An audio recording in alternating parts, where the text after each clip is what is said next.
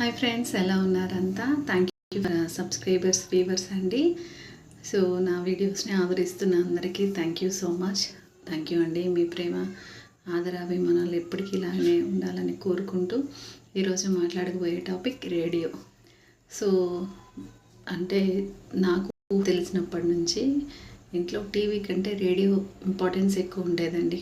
అంటే దాంట్లో పాడి పంటలు, ప్రతి ఒక్క విషయం, హిందీ, ఉర్దూ, వార్తలు చెప్పేవాళ్ళు, టైము, సాంగ్స్, ఓల్డ్ సాంగ్స్ ఇవన్నీ వినేవాళ్ళు.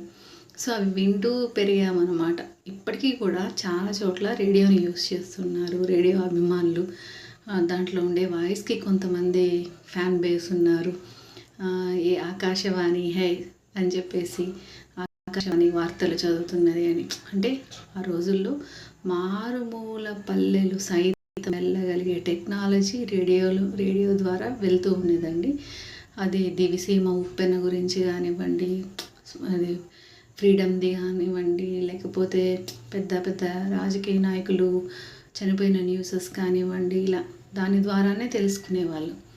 సో అది రేడియోలో పాటలు పెట్టుకుంటూ వంటలు చేసేవాళ్ళు. రేడియోలో ప్రతి ఒక్కటి రేడియోకి పూర్తిగా టోటల్గా దానికి బానిసలైపోయిన వాళ్ళు కూడా చూశాను నేను. అంటే మా రిలేటివ్స్లో చూశాను, బయట చూశాను, అందరినీ చాలామందిని గమనించాను. మన నైబర్స్లో కానీ చాలామంది ఉంటారు దానికి అలా అడిక్ట్ అయిపోయి.